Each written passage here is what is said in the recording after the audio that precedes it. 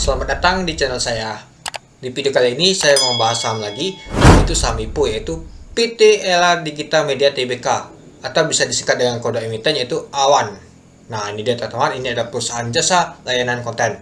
Oke teman-teman, langsung saja kita lihat dulu ringkasan untuk perusahaan ini. Nah, ini dia teman-teman. Perusahaan AWAN ini bergerak pada bidang penyedia jasa layanan konten yang bekerja sama dengan perusahaan telekomunikasi untuk mendistribusikan konten tersebut. Nah, merupakan penyedia jasa layanan konten digital. Untuk membangun konten digital tersebut, perusahaan telah bekerjasama dengan label musik. Nah, jadi dia ini tentang konten teman-teman. Ya, kontennya bisa label musik, terus juga misalkan seperti Instagram dan lain-lain. Yang penting dia ini bentuk konten teman-teman. Itu. Terus juga perusahaan memiliki 4 produk di antara lain seperti mobile game, OTT yang ketiga kerjasama dengan lisensi pihak ketiga, dan Ring Big Tone. Nah, ring Big Tone ini kan seperti ring yang pernah ada ketika telepon kan ada bunyi kan seperti, nah itu dia teman-teman ringtone-nya itu. Untuk alamatnya yaitu di Jalan Cikini Raya nomor 72, Desa atau Kelurahan Cikini, Kecamatan Menteng, Kota Administrasi Jakarta Pusat, Provinsi DKI Jakarta, dan kode pos 10330. Untuk situs pusat emitennya yaitu http://ptedm.com. Nah, itu dia teman-teman untuk situs perusahaan dan alamatnya. Oke, kita lanjut. Untuk informasi perusahaan IPO nih. Nah, kita harus tahu dulu teman-teman, kapan sih saham ini akan IPO? Berapa sih jumlah saham yang akan ditawarkan? Nah, seperti biasa, kita juga harus tahu juga underwriter-nya atau pengawas sahamnya. Oke, teman-teman, ini saya jelaskan. Untuk jumlah saham yang ditawarkan adalah 750 juta lembar saham dari total saham yang dicatatkan. Total saham yang dicatatkan yaitu 21,83%. Harga penawar rentangnya dari 100 sampai 110. Untuk dana dipoles sekitar 82,5 M. Untuk penawaran awal yaitu di tanggal 28 sampai 31 Maret tahun 2023. Untuk penawaran umum kalau jadi dan tanggal fixnya yaitu tanggal 11 April sampai 13 April tahun 2023. Untuk penyertaan sahamnya nanti di tanggal 13 April tahun 2023. Untuk pencatatan saham di Bursa Efek Indonesia yaitu di tanggal 17 April tahun 2023. Untuk underwriter-nya yaitu IP, yaitu Samuel Sekuritas Indonesia dan AZ Suko Sekuritas. Nah, itu dia teman-teman informasi perusahaan IPO ini. Oke, kita lanjut teman-teman, yaitu rencana penggunaan dana ini. Nah, kita start dulu rencana penggunaan dana IPO ini untuk apa perusahaan tersebut. Nah, yang pertama, 80% akan disalurkan perusahaan untuk penyertaan modal.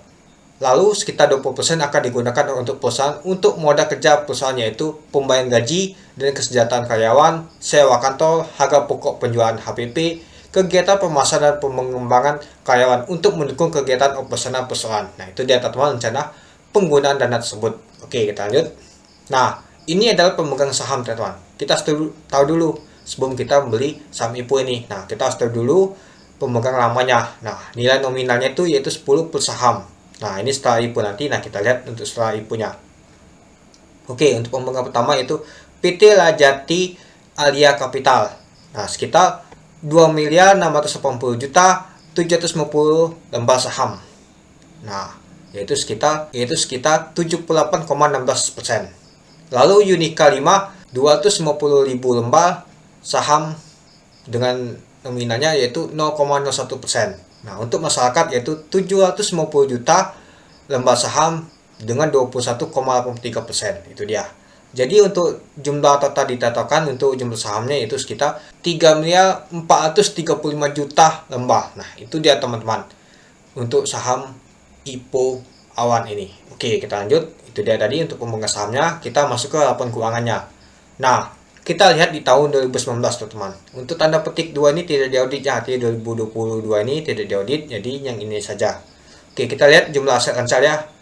Untuk dari ke tahun ternyata mengalami kenaikan teman-teman. Wow, sangat luar biasa nih. Nah, mungkin pada saat lagi corona kemarin banyak menggunakan jasa konten ini teman-teman.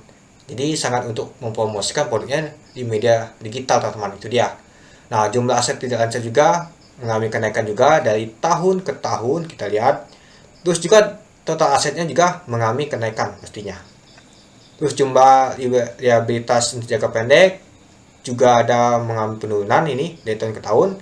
Dan juga untuk jangka panjang juga ini 2019 ternyata mengalami kenaikan, di tahun 2020 dan 2021 mengalami kenaikan, dan di tahun 2022 mengalami penurunan. Jadi untuk total liabilitasnya dari tahun 2019 ke 2020 mengalami kenaikan, dan 2021 juga mengalami kenaikan, dan di tahun 2022 mengalami penurunan ya.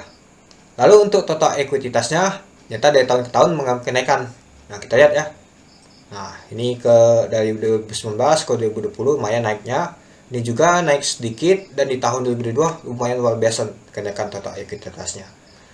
Lalu untuk jumlah liabilitas dan ekuitasnya ini dia teman-teman. Jadi dari tahun ke tahun kelihatan ada kenaikan, itu dia. Ini dia teman-teman untuk laporan keuangannya. Oke, kita lihat untuk laba dan ruginya teman-teman. Nah, ini dia. Untuk pendapatannya, kita lihat dari tahun 2019. Ini kelihatannya dari tahun ke tahun mengalami kenaikan. Nah, 2019 ke 2020 mengalami kenaikan, dan juga 2021 ada penurunan nyata teman pendapatannya. Lalu di tahun 2022 mengalami penurunan juga pendapatannya. Oke, kita lihat untuk beban pokoknya mengalami penurunan. Nah, dari tahun ke tahun ya, ini dia. Untuk laba brutonya mengalami kenaikan di sini di 2020, di 2021 juga mengalami kenaikan, dan 2022 ternyata mengalami penurunan. Jadi untuk laba usahanya itu mengalami kenaikan di tahun 2020, terus ke 2021 mengalami kenaikan, dan di 2022 ternyata mengalami penurunan laba usahanya. Lalu laba sebelum memanfaatkan pajak penghasilan mengalami penurunan. Nah, itu dia teman-teman. Untuk laba neto dan ini berjalan juga sama mengalami penurunan itu. Jadi untuk laba rugi ini ada mengalami penurunan pendapatannya di tahun 2022 ini. Itu dia. Di tahun 2021 yang paling naik signifikan, dan di 2020. Nah, mungkin pas corona kemarin itu mungkin banyak menggunakan jasa konten ini teman-teman untuk promosi di Instagram, terus di televisi, terus juga di lain-lain teman-teman. Itu dia. Oke, kita lanjut. Nah, kita harus lihat dulu tentang untuk valuasi awan ini. Nah, untuk harga 100 dan 110. Nah, untuk PBP-nya itu 16,4 untuk di 100, dan di 110 18,1. Untuk pelnya 46,89, terus juga 51,58 untuk 110. Dan BP-nya sama 100 dengan 110 yaitu 6,7, 18,6 sama untuk delnya. Juga sama 35,1, dan EPS juga sama 2,13. Nah, untuk jumlah saham juga sama yaitu 3 miliar 435 juta. Terus juga ekuitasnya itu 20 miliar 866 juta 330.776. Nah, untuk laba bersihnya yaitu 7 miliar 324 juta 568.393. Dan total utangnya yaitu 3 miliar 884 juta 498.719. Dan market cap-nya kalau dia listing di harga 100 yaitu sekitar 343 miliar.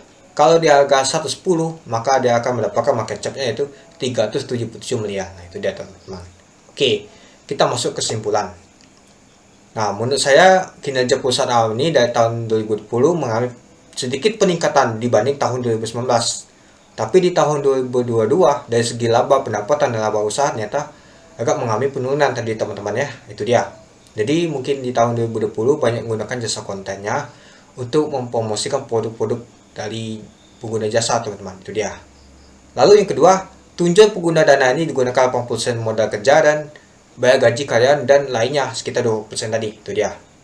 Untuk underwriter dari IPO awan ini adalah IP dan AZ. Oke, kita lihat secara historinya. Nah, kalau IP ini nyata ada kuning dan hijau ya, Pego dan NS. Mungkin ini saham jumbo ya. Oke, kita lihat juga untuk AZ. Nyata HIL dan NS hijau, kuning, dan juga ada ALA di Mola. Dan sisanya tidak ALA. Nah, itu dia. Jadi kalau menurut saya sih kesimpulannya, menurut saya bukan saham jumbo ini bisa ALA ini untuk saham awan ini. Karena dia ini kan bukan jumbo. Karena IP dan AZ ini sering awal nama tuh saham jumbo di sebelumnya itu. Tapi di sebelumnya aja bisa ditutup hijau dan kuning untuk Pego. Nah, untuk saham awan ini menurut saya sih cukup menarik dari segi laba. Ya, kita bisa memanfaatkan saja teman-teman pada saat listing. Kalau ALA ya kita hold sampai kapan dia ALA-nya. Kalau misalkan ALA kebuka ya kita lihat dulu apakah banyak yang sell atau tidak. Nah, kalau misalkan ada masih potensi kita ikat ya kita hold aja. Ya, ini satu teman-teman ketika saat membeli saham IPO ini. Yang penting kita punya nama itu strategi dalam menggunakan saham IPO ini. Nah, kalau saya sih akan ambil nama saham awan ini karena lumayan sih untuk memanfaatkan IPO saat ini, teman-teman. Itu dia. Oke, mungkin itu saja sih untuk video singkat saya tentang saham perusahaan IPO awan ini. Oke, mungkin itu saja sih untuk video singkat saya, teman-teman. Terima kasih sudah menonton. Salam cuan.